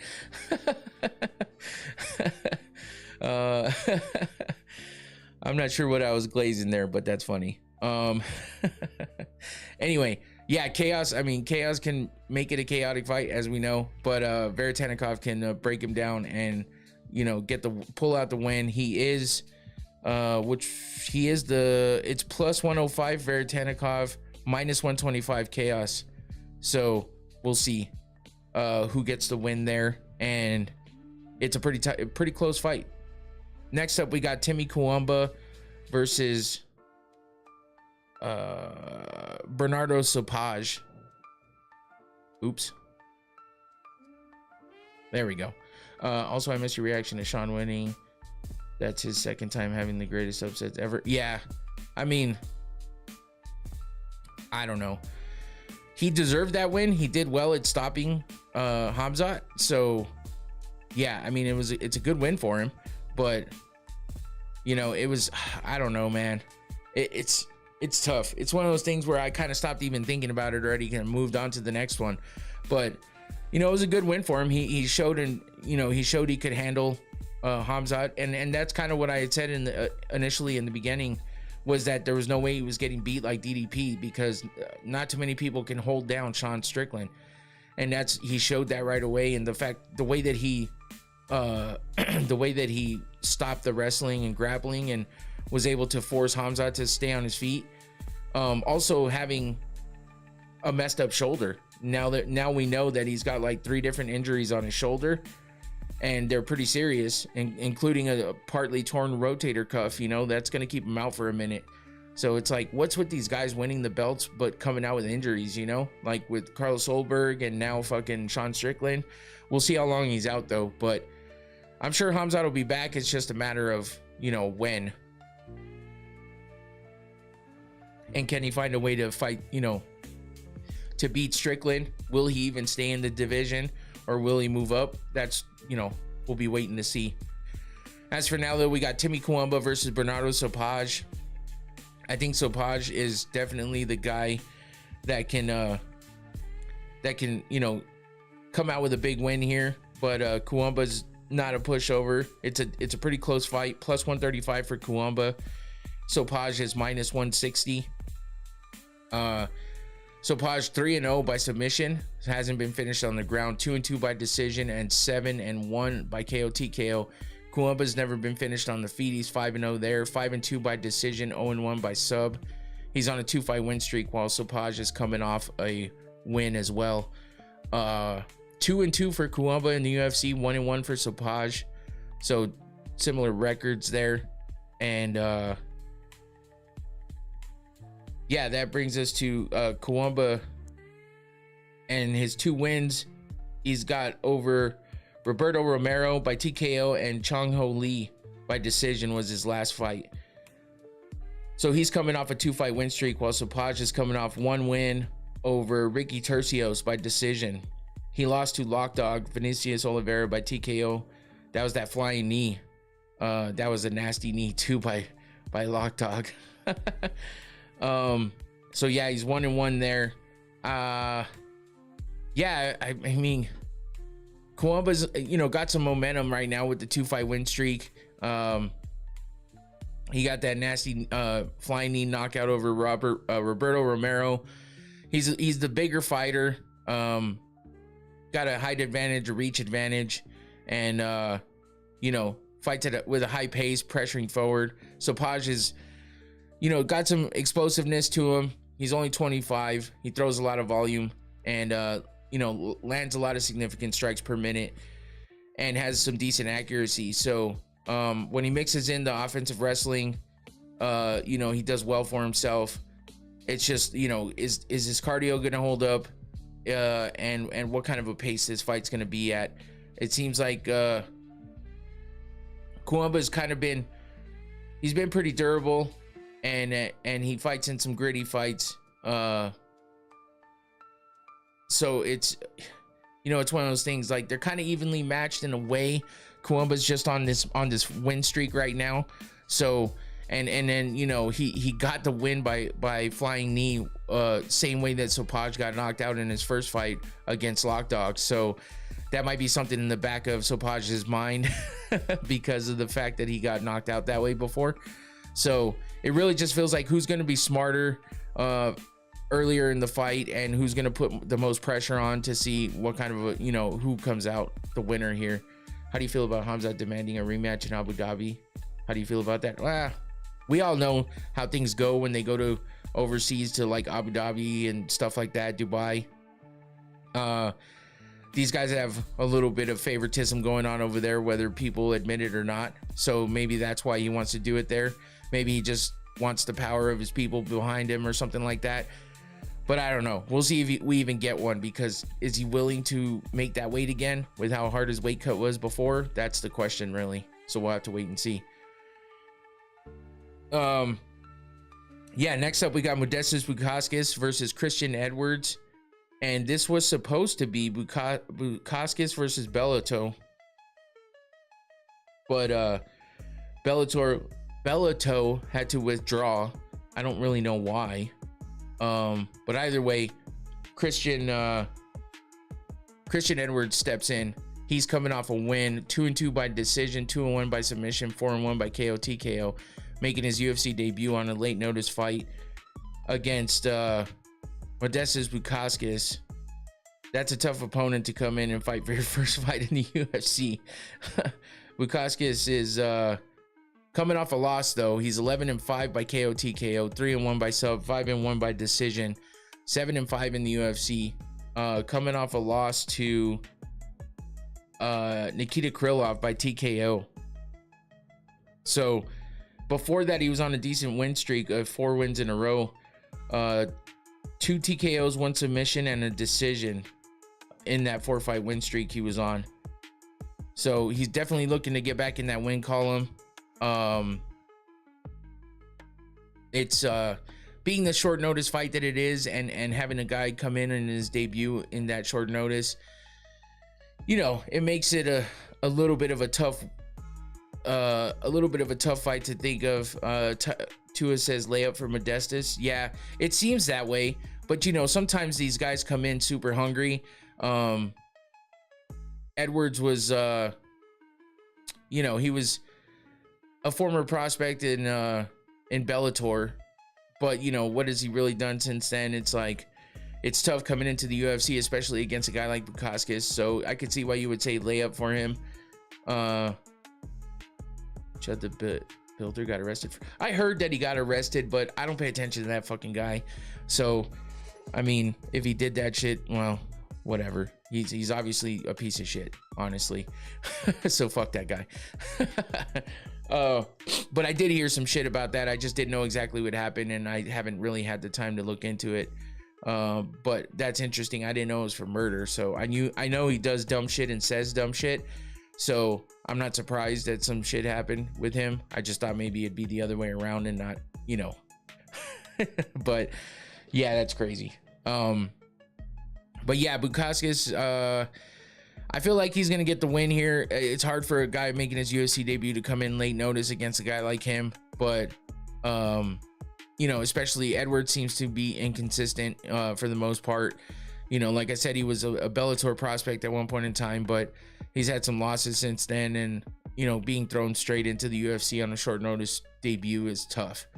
So Bukauskas is technical and should be able to control the fight. But Edwards has nothing to lose, coming in just trying to make a splash in the UFC for his first fight. Sometimes those guys can be dangerous, so who knows how this fight will go, but I'm pretty sure Bukauskas will be the guy to get the win here. Moving on, we got Malcolm Wellmaker trying to bounce back from his first loss to Ethan Ewing, fighting another guy making his UFC debut, and that is Juan Diaz. Malcolm Wellmaker 10-1 overall, 2-1 in the UFC, six wins by KO TKO, 2 wins by sub, no losses in either of those. Modesta's schedule is doogie. 2-1 by decision. That one loss was by decision to Ethan Ewing, as we know, and he's coming off that loss right now. Juan Diaz is on an 8-fight win streak. He's 15-1 overall, 5-0 by KO TKO, 2-0 by sub, and 7-1 by decision. So, I mean, looking at those, they're pretty similar with all those records. And he's got more wins by decision and, got more fights overall than Wellmaker. But Malcolm Wellmaker, we saw what he could do. Those 2 big wins in the UFC that he had before he lost were massive, and in the way that he finished them, you know what I mean? He had the Cameron Simon TKO in the first round, and then the Chris Moutinho TKO in the first round as well.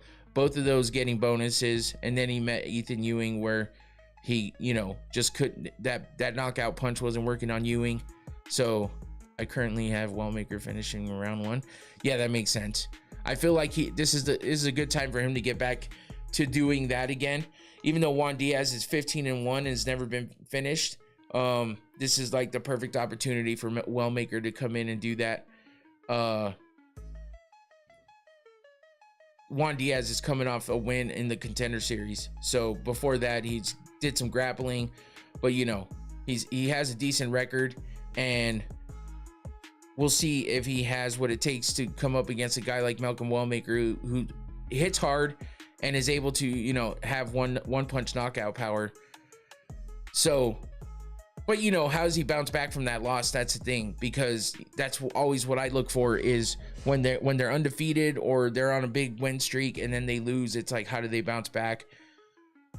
You know, Wellmaker being as powerful as he is with the boxing and the finishing ability, heavy hands and sharp counters, you know, he's super dangerous when his opponents overcommit, and you know, he's just he's got a great style if he's able to land his punches. But Juan Diaz is coming in looking to, you know, be impressive in his debut, coming from the Contender Series. He's aggressive as well. He is durable, and he will push the pace. So, you know, he's not showing up to just play defense. He's showing up to really, you know, make a statement and try to come out against a guy who made a statement of his own coming into the UFC with his first couple fights. But I think Wellmaker is going to be super hungry to get back in that win column, so I'm pretty much betting on him. Next up, we got Doo Ho Choi, the Korean Superboy, versus Daniel Santos. I like Choi, but the problem with him is he's a little bit, you know, iffy when he's like inconsistent, kind of. I think it's too early to tell with Malcolm Wellmaker. He's got 3 fights in the UFC, and he's in a division that has enough people there that I think, you know, we just got to see how he bounces back from this loss, because it's his first loss of his career, much less in the UFC. So so yeah, I'm just waiting to see. I'm not ready to call that one yet. But Doo Ho Choi's on a 2-fight win streak though, but he's 5-3 in the UFC. 13 wins by KO TKO. That's impressive. 1-0 by sub, 2-2 by decision. Santos is on a 4-fight win streak. Hasn't been finished at all. He's 6-0 by KO TKO, 2-0 by sub, 5-2 by decision, 4-1 in the UFC. So, you know, similar type records. Doo Ho Choi's been finished on the feet twice, but never by submission. And I feel like this could be a fun fight. I feel like it's gonna have some action for sure. They're both pretty aggressive fighters, and they're both on winning streaks, so they're definitely gonna be hungry to stay in that win column. They're both willing to stand in the pocket and take some damage to give some damage. So this could definitely be an exciting matchup. You know, I feel like Doo Ho Choi, he took that time off for the military service and stuff like that. So he looked super good before that. He came back in. I mean, he's done some stuff since he's been back, but you know, he's only 5-3 in the UFC, and you know, his last 2 wins were both by TKO. In the second and in the third round, he beat Bill Algeo and Nate Landwehr. It was a majority decision, or a majority draw with Kyle Nelson before that, and then he was on a 3-fight losing streak, but they were all fight of the night. Like in the span of 2015 to 2019, he had bonuses in every fight. 2 wins by TKO with performance of the night bonuses, and then 3 losses, 1 by decision, 2 by TKO, and all of them were fight of the night. Cub Swanson by decision, Jeremy Stevens by TKO, and Charles Jourdain by TKO. That's absolutely crazy. So then he comes back and gets 2 wins in a row and now he faces Daniel Santos. And, you know, this one feels like it could definitely, you know, he should cockroach match against the grappler. What?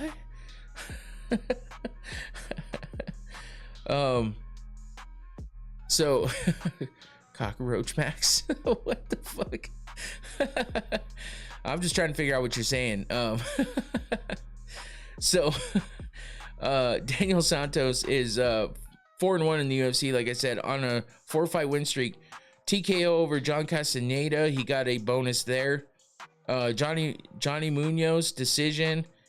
Zhang Yang Li by decision, and Zhu Sang Yu by TKO. If you're noticing a pattern here, he's beating the Asian fighters. So Duo Choi, that's going to be tough. He lost to Julio Arce in his last loss. That was back in 2022. Cockroach Max is funny. Hey, thank you, High Tier. Appreciate you for jumping in, and appreciate you for interacting too. So thank you. And if you like what you see, subscribe, or at least hit the like button. I'd appreciate that. But if you like it enough, yeah, hit that subscribe button too. Appreciate you. But yeah, Duo Choi. Oh, I'm sorry. Daniel Santos. You know, he's beaten all of the Asian fighters he's come up against lately. So they were scheduled to fight before, back in September of 2025, and that got canceled. So now we got the actual matchup happening. So I feel like this is going to be a close match. I feel like we definitely got a couple guys that are on win streaks and willing to get in there and trade with each other. So I feel like it has good potential to be a really good fight. So that's your co-main event. That leads us to the main event: Arnold Allen versus Melky Costa. And Arnold Allen's coming off a loss, but Costa's on a 6-fight win streak, and that's what makes it Daniel Santos is the future cookie crusher. Oh, fortune cookie crusher. Oh my god, bro. Bruh. That's pretty fucking good. Holy shit. Arnold Allen, though, never been finished. He's 9-4 by decision, 11-3 in the UFC. Costa on that 6-fight win streak. He's 9-2 by KO TKO, 8-2 by sub, and 9-3 by decision, 7-2 in the UFC. Honestly, those numbers, Arnold Allen looks superior, but with Costa being on that 6-fight win streak, you know, Arnold Allen has a tough matchup for him here. Allen's coming off that loss to Jean Silva. Before that, he beat Giga Chikadze, and then had 2 losses in a row to Movsar Evloev and Max Holloway. But he was on a good long win streak before that. It's just he's so inactive at times. You know, he was only fighting like once a year for a while. In 2024, he fought twice, and if he, you know, making it to this fight this weekend, that'll make it 2 fights in 2026. So he's finally getting more than 1 fight a year. But Arnold has fought way better. Costa's dope. Allen been fighting nothing but the best. Yeah, no, that's true. That's true. But here's my only thing with it is I've doubted Costa in every fight that he's fought. I'm not gonna lie, and I don't know why. I just didn't feel like he was gonna be the winner against Ige, against Charrier, against Arosa, against C-Rod, against Feely. So, you know, he lost. His last loss was to Steve Garcia, which is understandable because Steve Garcia is a dope fucking fighter. He's on that White House card. That was back in 2023 though. But I mean, yeah, no, I hear you guys, man. Tua and Antoine for sure. He's definitely fought way better guys. So he has better, but like I said, he was so inconsistent with how many times he would only fight like once a year. So I don't want to doubt Arnold Allen here, but I feel like this is one of those matchups where you're like, this guy's fought the better guys. He just ran into some bad luck against Sean Silva, but you know, he's going to bounce back. But if you're looking at the matchups and what's happened recently, sure, Arnold Allen set up to maybe turn things around here and go on a good streak, but his 3 losses in the UFC have all been in his last 4 fights. He's 1-4 or 1-3 in his last 4. So, and I know before that, I know those are big names that he's lost to, and I know that he's fought a lot of big opponents, but I just feel like this is the time that somebody like Costa would come in and beat somebody like Allen. What's that new shit they're using now? Strength of schedule. Yeah, for sure. That is normally, honestly, I would lean more towards that most of the time as well. Strength of schedule. Yeah, that's something new that they were doing on Tapology. I don't see it on any of these though. I feel like they took it away temporarily or took it away completely, but strength of schedule has always been a thing. It's just, it doesn't always matter.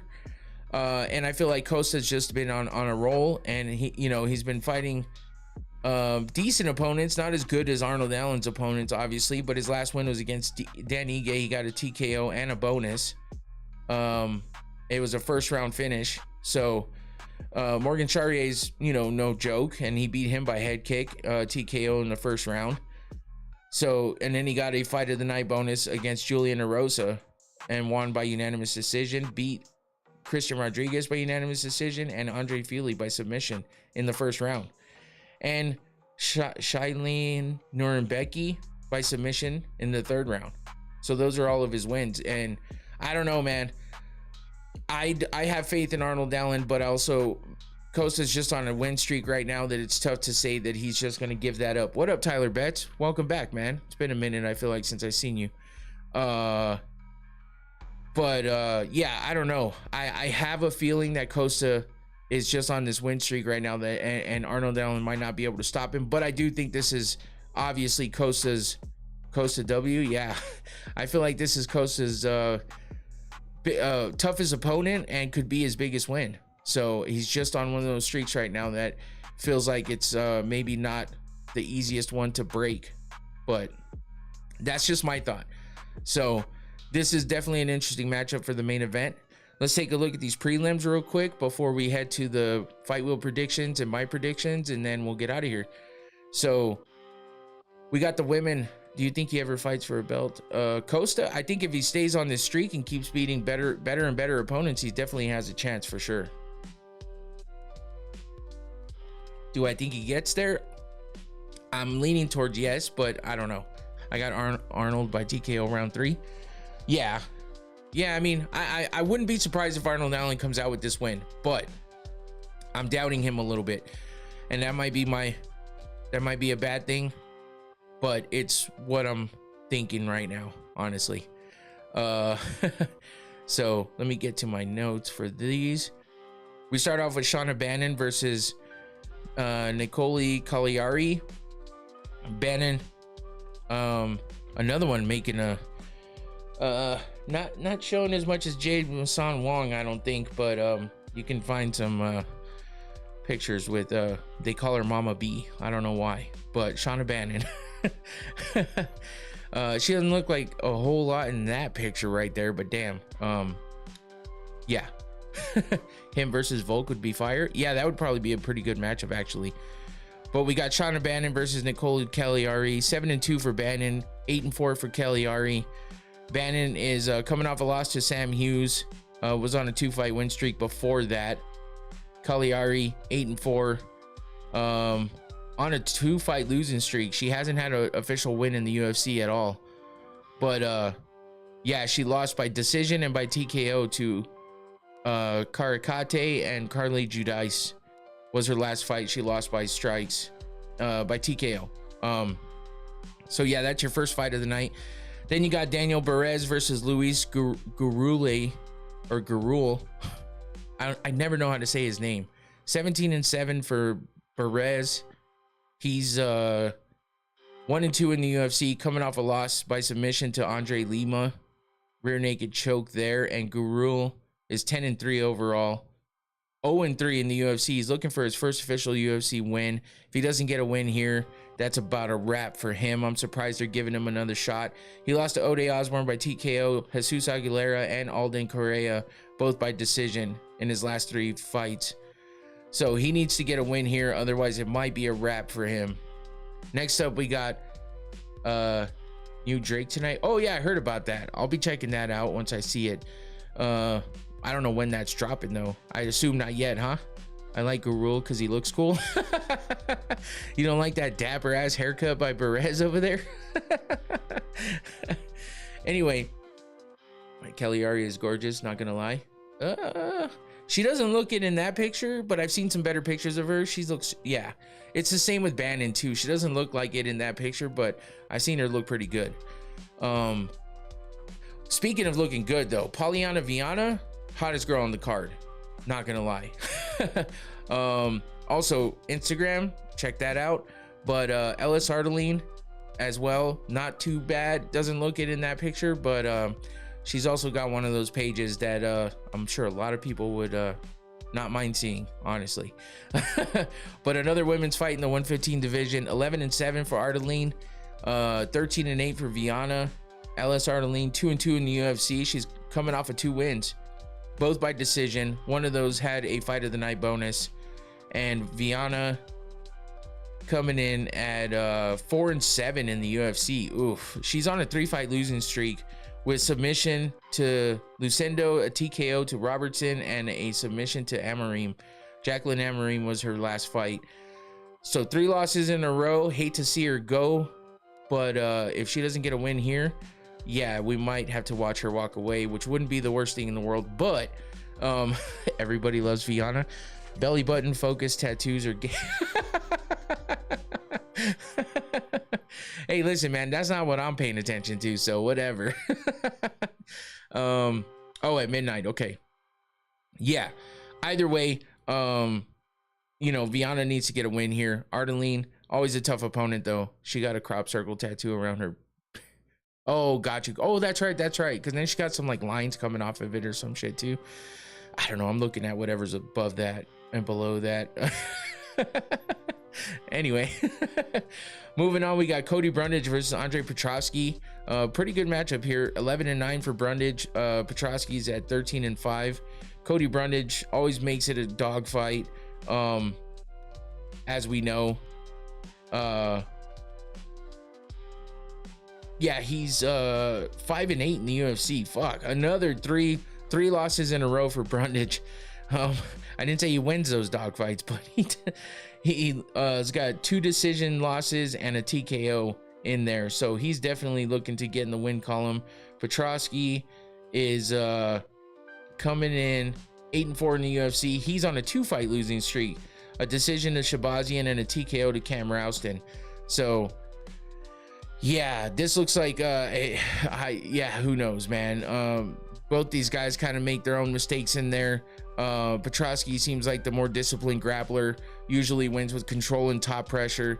Brundage, you know, just chaotic, like I said, gets into dogfights and doesn't come out on top most often. But I think Petroski's more consistent with things, but Brundage fights like it's his last fight of his life. So you never know what's gonna happen, and this is one of those fights where you just have to sit back and watch.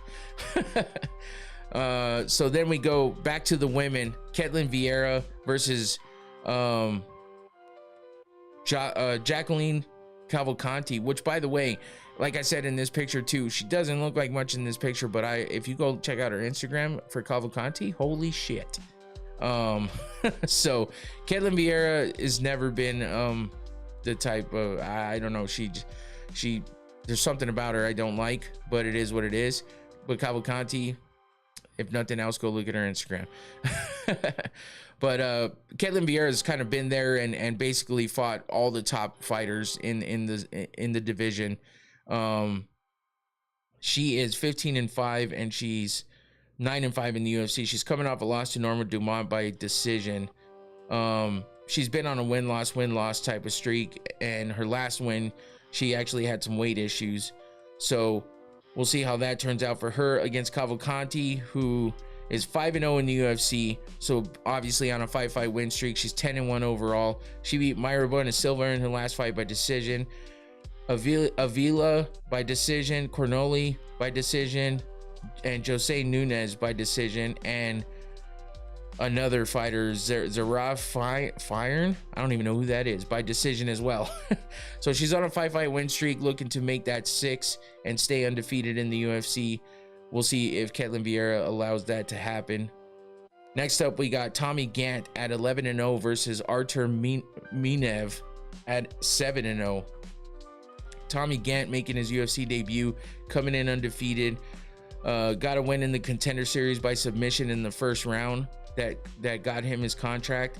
The rest of his fights, a lot of TKOs and submissions mixed in there, a couple of decisions only.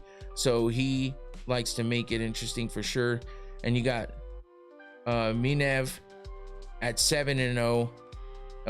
He was 4-0 in Fury. He's got more TKO wins than anything, and he's coming off of a TKO win in the first round. A lot of his finishes are in the first round, whether they're TKOs or subs. So this definitely has potential to be an interesting fight and could have some fireworks attached. And that brings us to our last prelim fight. Tokos or Tukos, however the fuck you say it.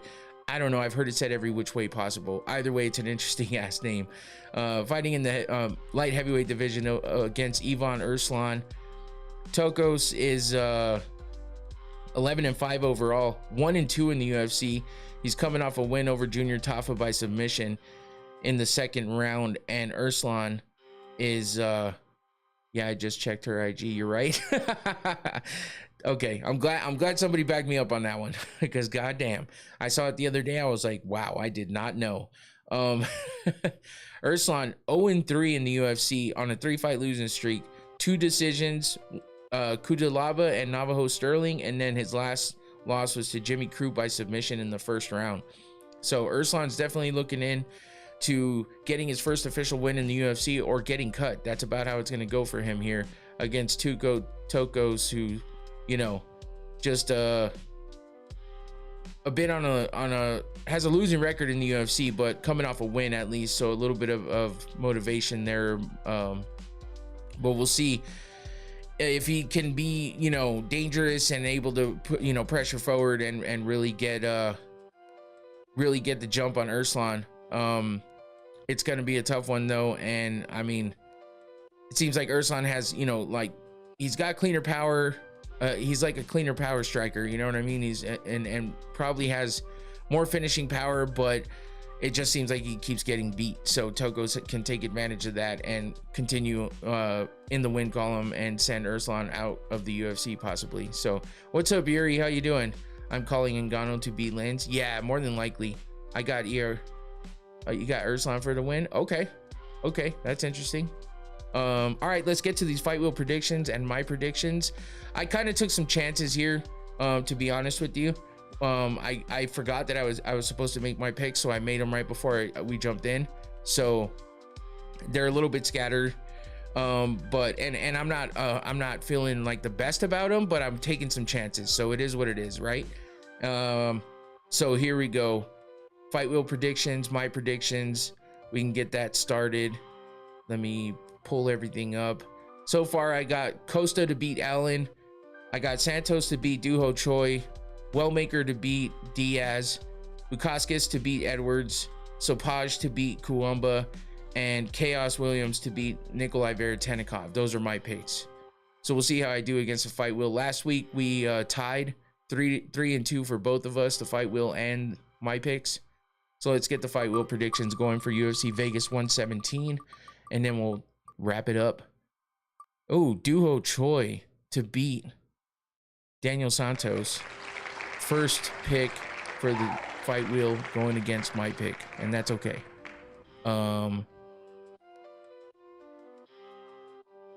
So Santos and Choi. All right. Next pick for the fight wheel. Totally random, obviously. Randomized wheel for the fight wheel predictions for UFC Vegas 117. Malcolm Wellmaker. So me and the fight wheel agree on that. Malcolm Wellmaker to beat Juan Diaz. Let me find that name and get that out of here. There we go.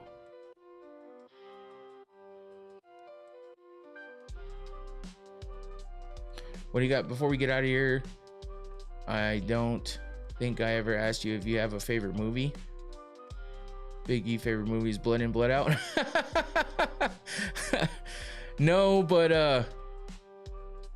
I like funny movies, you know what I'm saying? So like I like Super Bad, I like Old School, I like Super Troopers, Friday. I love the Friday movies. Those are probably some of my favorites. So Friday, next Friday are my two favorites. I like the very first few Fast and Furious movies, but that's just nostalgia type shit for me.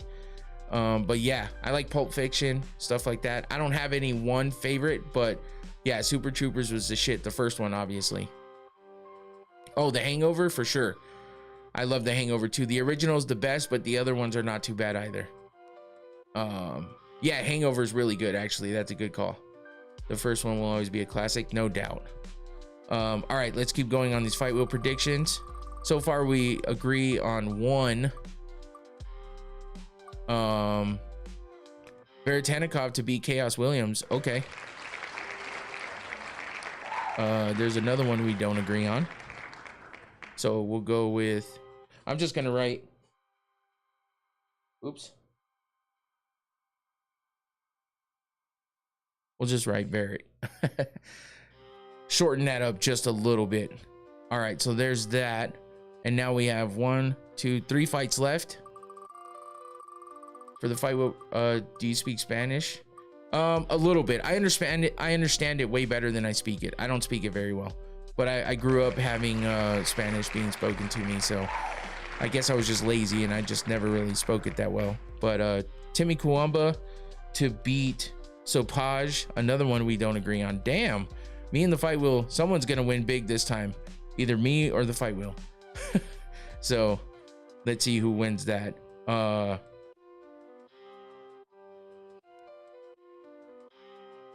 right, so we got 2 more fights left for the UFC Vegas 117 Fight Wheel predictions, and it's gonna be Modestas Bukauskas to beat Christian Edwards. So we agree on that one, and all we have left is the main event.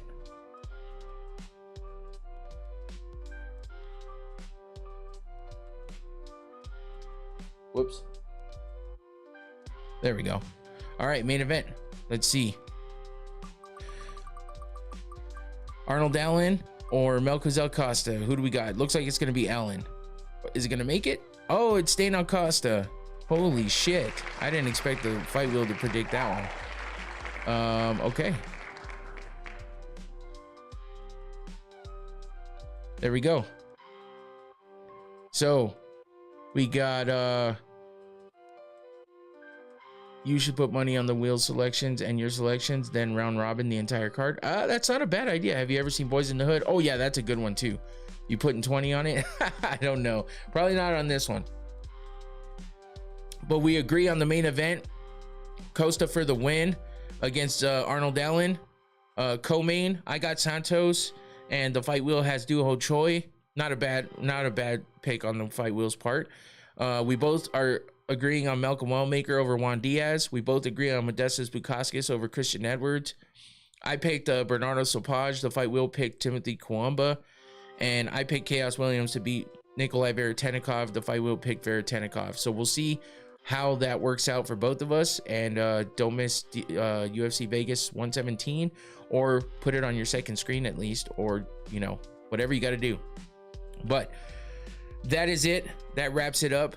And like I said, I appreciate all you guys for jumping in and entertaining me in the chat and talking with me and interacting. It's always makes the time go by, makes it more fun. So, and I like talking to you guys and answering your questions and, you know, all that good stuff. So I appreciate the support as always. And like I said, hang in there, man. Actually, big congratulations to my younger daughter. She's graduating tomorrow from the U of A. So that's what we got going for tomorrow. I have this stupid training during the day, and then we'll be celebrating her graduation after we watch her walk on tomorrow night. So that'll be cool. So congrats to my daughter, and I'm pretty proud of her. So much shit going on, man. There's so much stuff, but yeah. So that's it for me. Come back on Sunday for the recap of the MVP MMA card, as well as the UFC Vegas 117 card. Be on the lookout for a possible watch party on Saturday night. I'll be jumping between both fights, and if I can, I'm definitely gonna do a watch party for the MVP MMA card, but also, you know, obviously be watching the UFC card as well. So thank you guys. I appreciate the congrats and all that. I appreciate that, Antoine. And yeah, good times for the fam right now. So a lot going on, but we'll make it work. And I'm just gonna try to soak in all the good times and memories with the family as we go through all this craziness happening this week coming up. So thank you guys all for the support as always. Gary Sheffield, Maine. I noticed how you had them in martial arts and where your daughter went to college. Oh, okay, Infinity, appreciate you. Yeah, man, for sure, Antoine, I appreciate that. Thanks for noticing. Yeah, that's it for me. Be on the lookout for a possible watch party on Saturday. Otherwise, come back on Sunday for the recap of everything happening this weekend. That's it for me. I'm out of here. Take it easy. Peace.